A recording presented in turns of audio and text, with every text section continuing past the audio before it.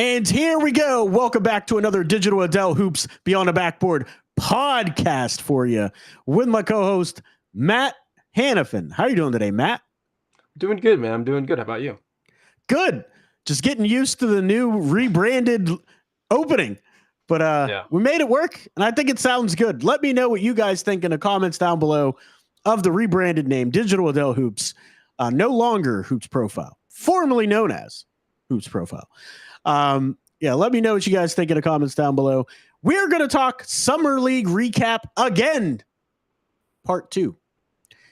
Kept the title very simple, and I want to talk about one of the most interesting and fun watches I had that was unexpected, and it's for the Chicago Bulls. Yuki Koromora. He had a huge contingent of fans on every side of the arena in Cox Pavilion. The loudest cheers and applauses were coming from Yuki. Some of the passes, you'd hear the oohs and ahs. Ooh, ah. How'd he do that? Get some fouls, they'd boo. Boo, he didn't foul him. Go get him, Yuki. And then you'd hear him chanting, just like the movie Rudy from back in the day. Yuki, Yuki, Yuki. Dude, absolutely, people love Yuki Koromora. What have you seen from him, Matt? Should I not mention that I haven't seen Rudy? No. You're so young, Matt. We've had I'm so old. Before. We've had this discussion before. We have. I've watched like 7 movies. Although I did recently watch one of, like, not of the original trilogy, but the Star Wars movie. Anyway, that's right. Yuki, he's just so small. Like, it's like I made this comparison before we hopped on live. But it's like the end of bench college guy that like comes in last, minute of like a blowout, and everyone's like oohing and ahhing after every play, wondering if he's going to make a shot or not. Obviously, Yuki's better than that, but at the same time, he's just super small. Like, he is very, very his small. best game was that Indiana game that we talked about yesterday. He had 15. Oh, it was so good. Yeah, he was so but good. It's just other game. than that, it's just like he's so small, and it's just I don't know what to do with it. Like, it's fun for Summer League, but like if I'm projecting his NBA future, I don't know if he really has one. I know, because he's going to get hunted defensively now. He's very strong. He is a very strong guy for relative to his size. 5'9", 160. Are we sure he's 5'9"? Well, or 5'8", excuse me. Yeah, like I think he's closer to 5'5", if I'm honest. Like, he's very small. Like, I'm 6 foot tall and he's very small. And at Cox Pavilion, you're like right on the court. Like, it's a high school gym, basically, so you could go all the way to the top, and you'd still be like, oh, I could tell how tall these guys are, because it's a very, very small gym. No, dude, that gym's terrific. And just so happens, every single game that day, I bought the reserve seat tickets, and every single game I wanted to see was in Cox Pavilion, so I didn't need them. I wasted like $300. Wait, so, okay, this is something that I wanted to ask you that I didn't ask you yesterday, or this could lead me into something that I wanted to ask you yesterday that I didn't. But like, so like when you go into the Cox Pavilion tickets aren't free, right? So the Thomas and Mack Cox Pavilion tickets are one ticket together. Gotcha. So it's $64 this year for general admission. Reserve seats are $310, and then courtside seats are like $600. Yeah, that's like the Michelob courtside seat package. Okay. They give you more than that. You get courtside. Did you get to freeze on me? No, I think your internet's bugging out, bro. Just froze on me. I think your internet's bugging out, dude. That's what I think's happening. We're still good, right? You can still see me. Is YouTube working? What is happening? You froze on me. I think your internet froze on you. I'm still good. Oh, well. Can you see me? Is everything good? Yes. See, Cody sees me. Yes, I can. My internet's kind of okay. All right. I will tell you, but I don't see us on YouTube. What is going on here? Somebody pull up the YouTube stream. Are we live? It says we're supposed to be live, but I don't see us. Oh, you know what? We had 2 streams scheduled today. That's what it was. But So we're live in the Inbounds or Out of Bounds YouTube channel. I got to change the title. So what happened was I had scheduled a YouTube show with Kyle Scarlett from Draft Stack. We were going to talk about fan behavior. We scheduled this before I left. He never contacted me. He's a busy kid. I get it. He's very busy. So I think that's what happened. The stream key was set for that one.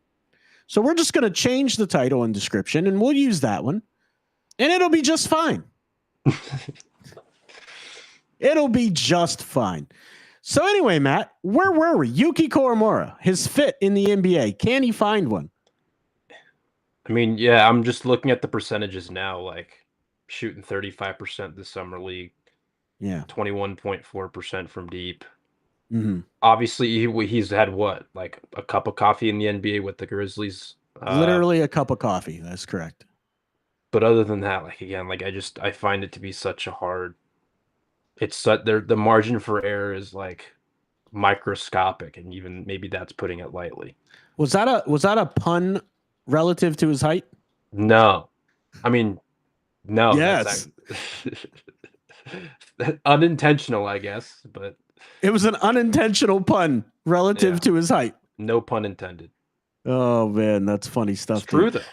But he's a very good player, man. He's a fun watch. You talk about somebody that the fans, like if you're a team that's having trouble getting fans, it's like the movie, again, a movie Matt Hanifan has never seen, which he should. You need to watch Major League. You love baseball. You should watch Major League. Yeah, I haven't seen it. It's a hilarious movie. But anyway, if you want to sell some tickets, Yuki Koromora is the way to go. Now, real quick, let's thank our YouTube audience because now I can see your comments. Ryan says, "You're here and I see you both." He also says Major League 2 is better. Even though there was an actor change, no more Wesley Snipes. In comes Omar Epps as Willie Mays Hayes. But anyway, Matt has no idea what we're talking about, so we're going to move on. No, I don't. Matt, tell me what you wanted to talk about from NBA Summer League that we didn't get to yesterday. Well, okay, one thing that I want to talk about is Fears. And I think this is timely because he had 22, 6, and 6 yesterday. Zero Fears? Yeah, pretty much. Jeremiah Fears, like, I'm still, I think I feel better about him, not now. I mean, I guess I feel a little bit better about him now as like someone who can maybe carve out like a legitimate, like, I mean, not that I didn't foresee that, but like a legitimate role, potentially even being a starter as a rookie. Just by watching him in summer, like I think the finishing is better, or at least I feel better about it. Again, It's just summer league, so that may not even make a difference anyway. The passing's there. I'm still worried about the point of attack defense, and I don't think those concerns are really ever going to go away. Like, I don't know he will have I think his ceiling is like an average NBA defender. What did you think about his finishing at the rim? It's better than what I thought it would be at this point. Gotcha. At least in the games that I have seen and again, I'm not saying I've seen every, Pelicans minute of summer league. I have. But in the minutes that I have watched, like, it hasn't been like it's better than it was at Oklahoma. For sure. Compared, it's better than the first half of the season. Yeah, right. That's what I was trying to get to. Yeah, no, I agree. One of the things I still worry about is his facilitation. Like, his passing accuracy still isn't great. Like, he can facilitate, but his passing accuracy isn't the greatest. And his jump shot, I still have a lot of questions and concerns about. That's the one too where I'm like, the jump shot's still concerning. I think the problem that I have, which is why I still feel better about him, being a rotation player, less than just an actual starter, is how he fares off ball. Like, how he fares off ball alongside DeJounte, Zion, all that. Because that's going to be, I think that's going to be more so his role than people think. Yeah, I agree with that. As a rookie. No, I definitely agree everyone with that. stays healthy, which is also like a question in and of itself, Mm. specifically regarding Zion and Murray, who's recovering from an Achilles tear, or at least I think it was an Achilles tear, right? Yeah. Wait, How he who? fares Zion? off ball, like there obviously the potential and the ceiling is there with him. Wait, who are you saying had the Achilles tear? DeJounte. Oh, DeJounte, yes. He definitely had an Achilles tear. 100%. Every NBA player is having an Achilles tear, which is just very unfortunate. I don't wish that on anyone. Definitely not, man. But Achilles problems are for the birds. Yeah, it's for the trends nowadays. That's right. Or that's just the trend. It is. That is definitely one of the trends. And I appreciate Cody stopping by on playback.tv/digital Adel Hoops as well. So appreciate you, Cody. I want to address the elephant in the room, Matt Hanifan. We didn't talk about him yesterday at all. And that is Ace Bailey. Takes a lot of really tough shots in Summer League. He took a lot. The couple of games that he played. One game didn't play very well. Second game, it went a lot better for him. What do you make of them shutting him down? Like, why? Yeah. Like, what's the point? Like, it's not. Like, I don't even. I mean, both games were in Salt Lake, right? It wasn't even in Vegas. He didn't play one game in Vegas. Like, why? What's the point? What's the actual point? Like, if you're gonna shut him down early, at least let him play a couple of Vegas games. Like, did they want to see more of Cody Williams? Did they try to do that to get more out of Cody to see what they have? I think it's a little bit with Cody. I think it's a little bit with Filipowski. Yeah. I mean, different players, obviously, but like I still think they want to slightly different. Yeah, slightly different. Yeah. But I don't understand it really. Just because it's like there was so much question about him. Like it's a bad PR look. It is. It really is, especially after all that smoke prior to Summer League. That's what I mean. Like that's what I mean. It's just I feel like it's just a bad PR look, and one of those things where it's just like you say you just want to hoop, but maybe I think it's more of a team call than anything, but still, right.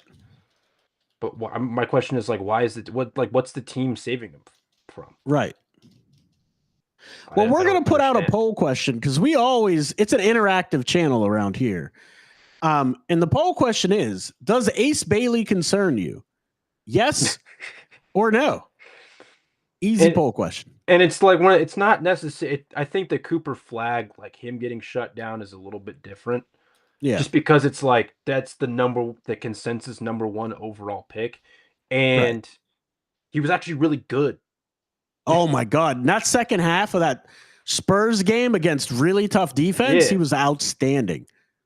Like you're just kind of like, okay, he's actually not going to take a ton away from this experience. So it's just like, or at least the remainder of this. So it's like, okay, from that perspective, I get it. I can't necessarily say that. Like it's not apples to apples with Ace Bailey. It's just not. Yeah, I agree. And I'm not saying Ace hasn't been good. I'm just saying like he needs, I think, more reps in a role than people think, just because he is kind of this weird player with this skill set of like he's a tough shot maker, but I don't love his handle. I don't love his playmaking. Yeah. Well, I think it's there. I don't love it. The defense, I don't always love, like the engagement level, all that stuff. Like there are questions there that like I want to see him get reps and improve in this kind of setting. With Cooper Flag, his conditioning, right? Yeah, well, with Cooper Flag, it's like he's the best all-around prospect in this draft. He's done literally all of these things, right? Against the number 2 overall deep pick. into the tournament. Yeah, and it's just like I know what I'm getting there, and it's just like okay, we can kind of put bubble wrap on this and call it a day. Like, and it's not like the same thing about Ace. And it's not like Ace played a ton of games at Rutgers. Well, like they didn't even make the tournament. 7? Yeah, 28? It was like just short of 30, I think. Just short of a high school season. He's never like. You don't want to try to get him ready for 82? Yeah. So, I don't know. I mean, I don't care for it. I'd like to see him play more. I'd like to see Trey Johnson play more. We talked about Trey Johnson. But the Wizards, I don't know Trey Johnson personally. Like, I don't have his phone number. He's never responded to me on social media. I don't know him personally. But from what I know of Trey Johnson, he didn't hold himself out of any of these games. Because I guarantee you, every single day, Trey Johnson is in a gym playing basketball. I can assure you of that. His coaches at Texas had to stop him from working out before games because he works out so hard, he was wearing himself down before games. I have no concerns about Trey Johnson. My issue's with the Wizards. Let the kid play, man. I want to see him. He's really good, man. He's going to be so good. Yeah. So good. But again, like, that's more so in the Cooper Flag thing where I'm like, I can see why they're shutting him down. I can see it too. I'm being selfish, man. Yeah. For our own self-interest. Yeah. That's right. What about Jaeger Doman? We touched on him briefly yesterday. What are your thoughts on Jaeger Doman? I think he's been better in Summer League, or at least he's shown like more shooting. He's shown a little bit more athleticism. I still don't love everything that I see. A little bit more athleticism.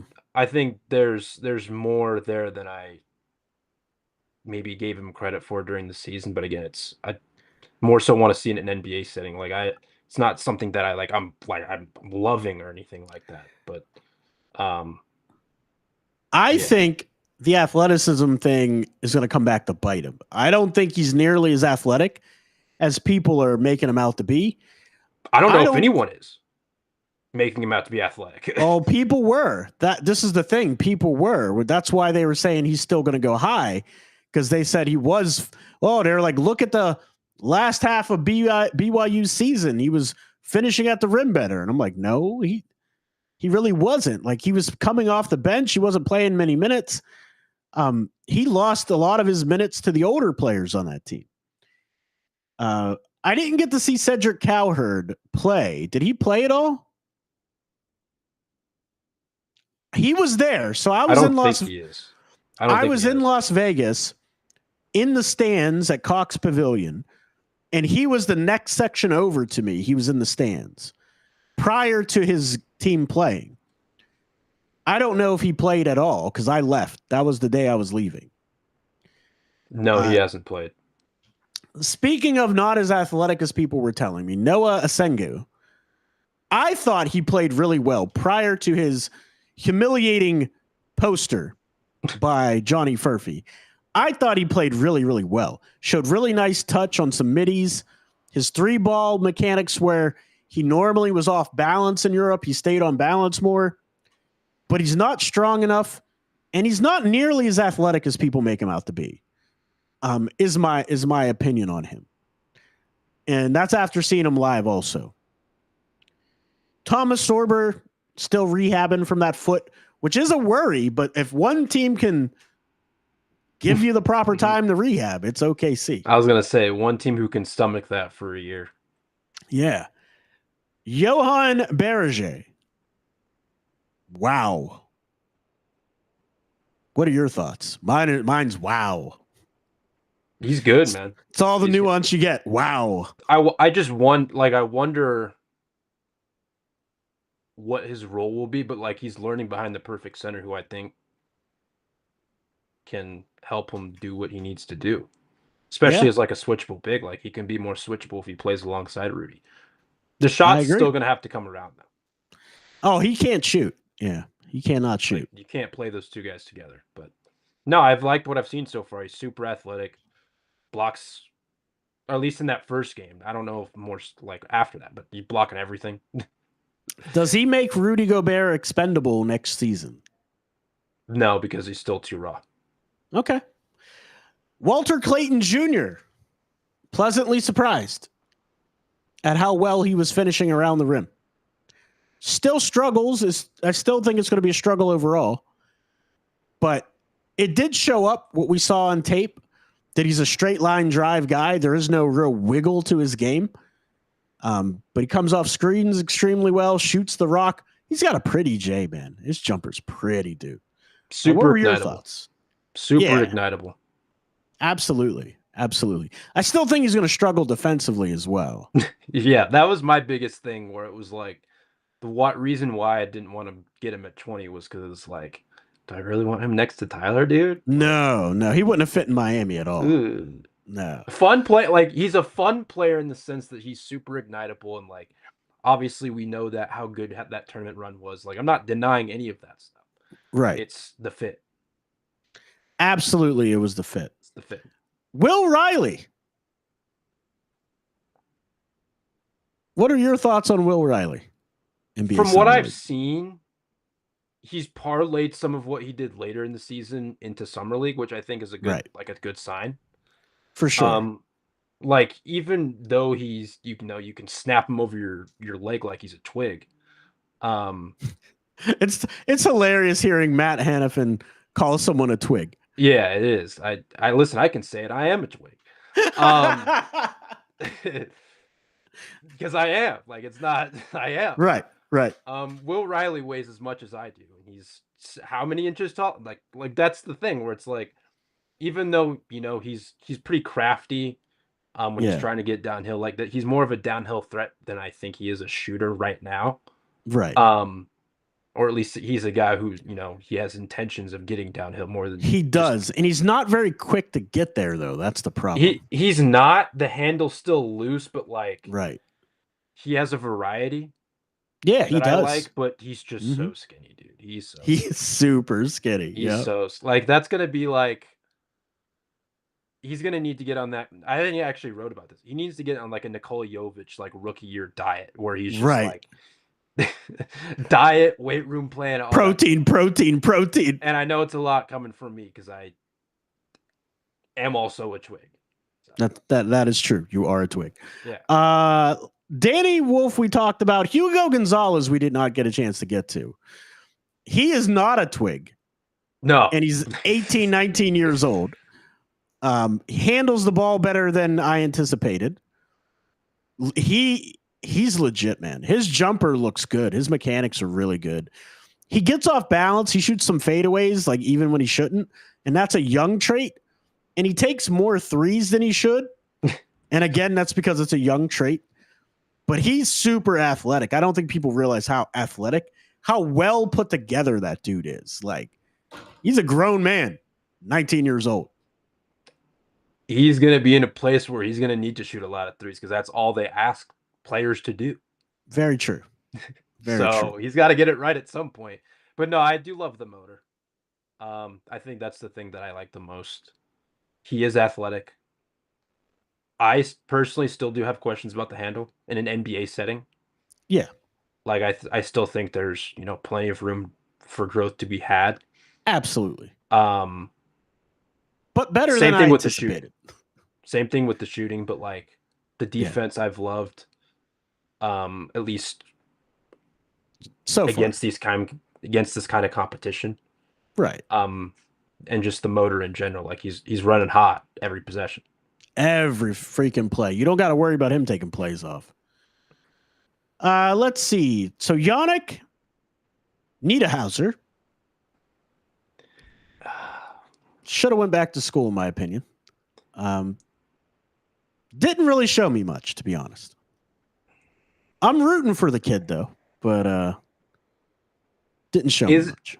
Isn't it kind of concerning, and this is not, I know your answer to this question.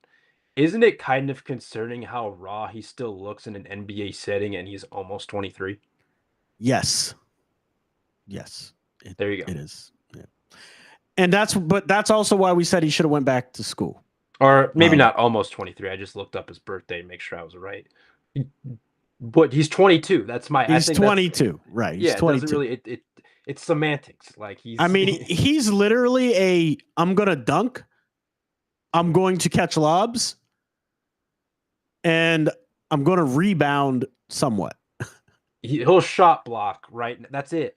But he'll also collect a lot of fouls because he jumps at everything.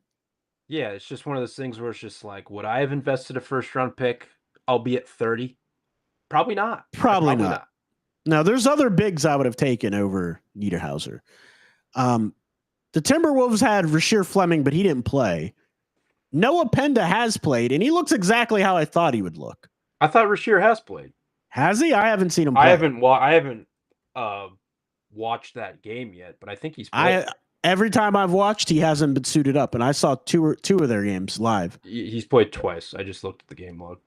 Okay, so I'm gonna have to go back and watch him. I didn't see him at all. Yeah. So you didn't get to watch him either. We'll skip him. We'll come back to Fleming later. He played 14 and 17 minutes respectively in his 2 games. That's not a lot. No. Noah Penda looked exactly how I thought he'd look. Big body, a little bit versatile, not very fast, not very athletic. Shooting's okay. Defense is okay. I'm not sold on Noah Penda like everybody else was. People had him in the first round. I don't think I've locked in on Penda yet. I got to do that. Your guy, Ryan Kalkbrenner. I have watched Ryan. What did you think of Kalkbrenner? It's the same stuff. It's the same, like, I did have him highly, but, like, the shot blocking is really good. The rebounding sometimes leaves a little bit to be desired. He doesn't move all that well. No, he doesn't move well. I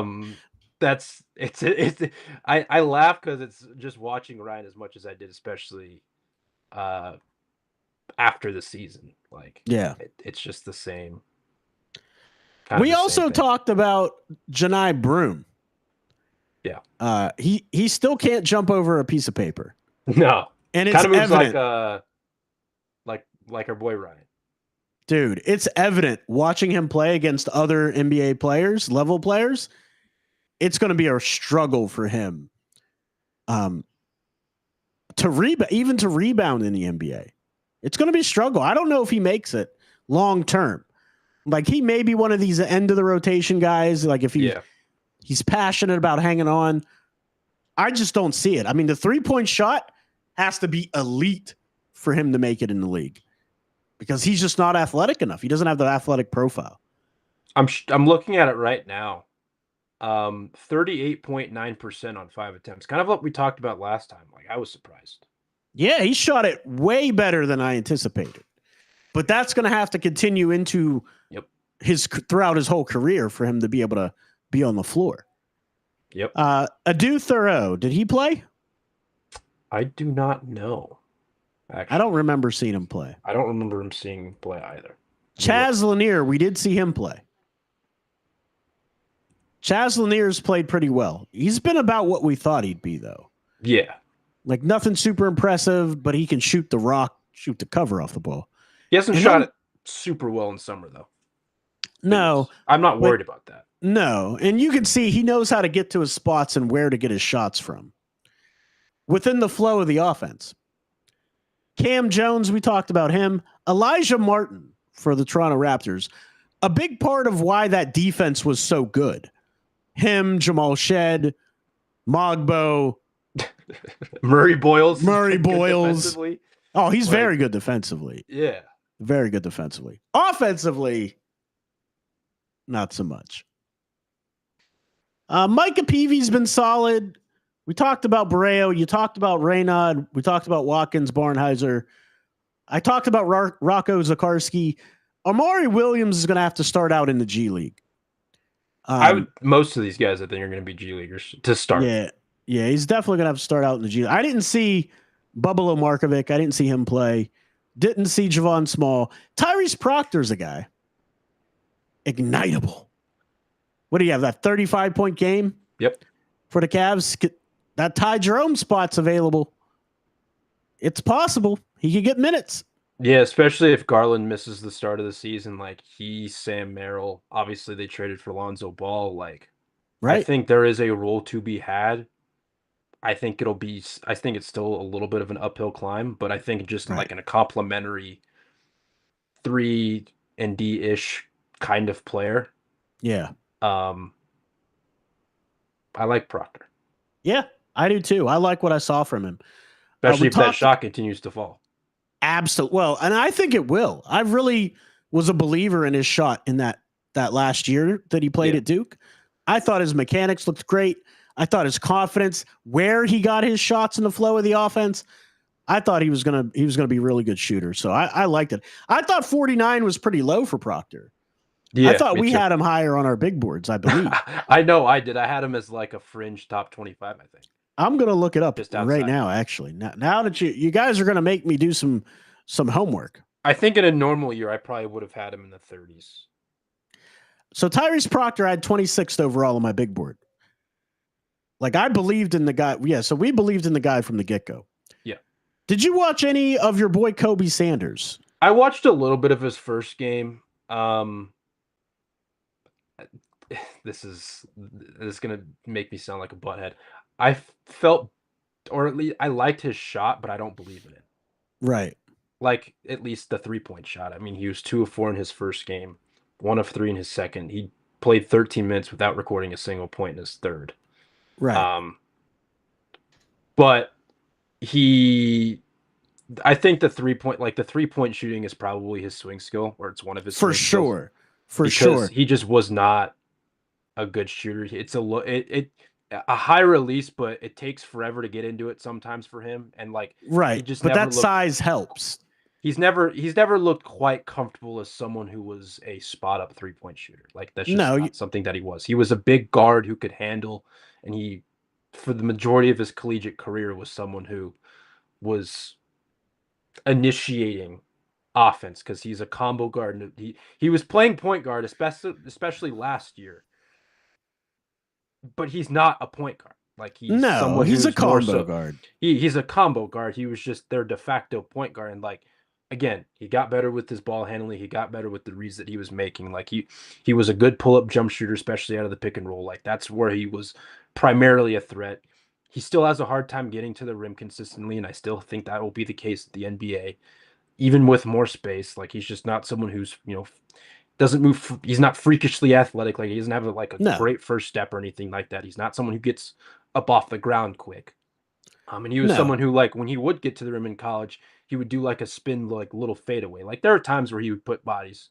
I think it was Boise State where he put a dude through the rim. Right. A game that I was at, which was really cool. But that's always for the most part, he's not someone who's going to be like, he's not super explosive around the rim. He's a below the rim finisher for the most part. For sure.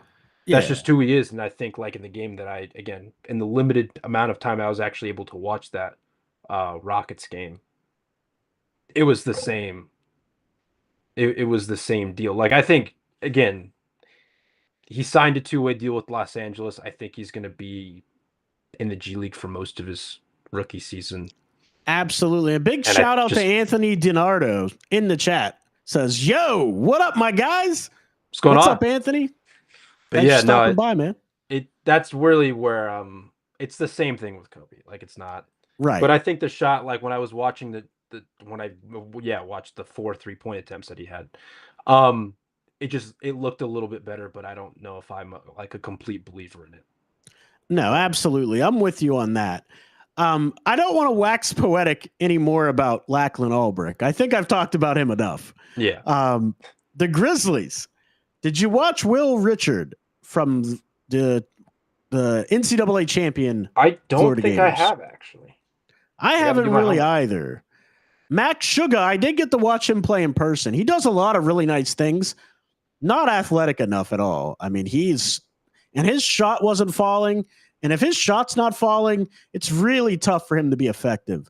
But he's competitive defensively, makes the right plays, but his athletic profile leaves a lot to be desired. But that's really it, man. Is there anything else you want to talk about before we end today's show? The thing that I wanted to talk to you about yesterday, something I wanted to ask you, completely Let's just not basketball related.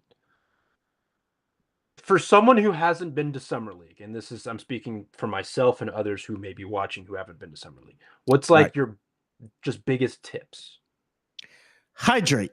And when I say hydrate, 15 to 20 minutes, sip water. 15, 20 minutes, sip more water. The freaking desert is brutal, and I hate it. That's my biggest tip. We do live in a desert up here. I mean, I'm not. Holy crap, dude. It was 111. Yeah, thank God I live in Reno, which is much better in terms of weather when it comes to that. It's way more random up here than it is down there. Yeah. Let me just put it. That's what you were saying. You were saying that you were the superior city. Oh, dude, 100%. Everyone's like Vegas. Yeah, you could do a lot of dumb stuff in Vegas and whatnot, but it's not the superior city. It's just not. Yeah. That's right from Matt Hanifan's mouth. And it's not the superior college either. So. It is his Nevada bias showing up very strong. But anyway, my other tip would be, depending on what you're doing, like if you're going just as a fan, I would say everybody there is super chill and nice. They're all great basketball people. General admission tickets are going to be one of the best experiences you have, no matter your budget. They're only $64. You get you access to any gym in there. What else? If you're going for like what we do, I would say bring a small pack. I bought a North Face like Borealis like sling. It's like a one-arm shoulder sling. It held my grip for my phone to take videos. It held and take a power bank. Yeah. Because then you can charge your phone. You don't got to worry about finding an outlet. That was super helpful. The power bank that I had. So I was able to record, get my filming, get my pictures, do all that stuff. And I never had to worry about juice for any of my devices. Yep. So if you take a clear bag or a very small bag, you can take it through. If you take a big backpack, you're going to have to check it. They're not going to let you have it. Yeah. Through security. What else? Any other tips? Walking around, you just see who's of basketball. You see coaches, you see agents, you see players, friends and family of all those people. It's just something I recommend to anybody that's a basketball fan. It is just pure basketball heaven, dude. I will be back next year. As much as I hate the desert, I will go back to be a part of that. You got to come to the better. Again. They got to have. Actually, we don't have enough room to have that kind of event up here. They are building a new arena up here. Yeah.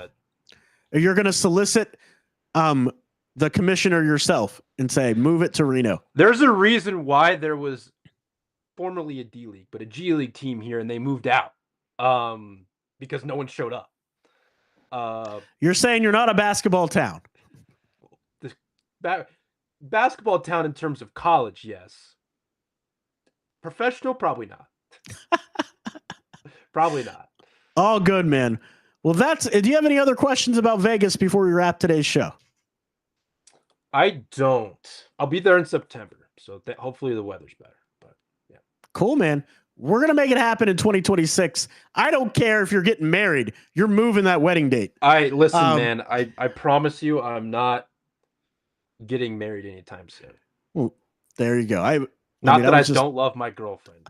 I didn't mean to start problems for you, Matt. I was just messing around. Anyway, guys, that's it for today. Don't forget to like and subscribe. I'm Digital Adele. You can follow me on all social media, including our basketball channel, which is now Digital Adel Hoops. You can find me on social media anywhere under Digital Adel.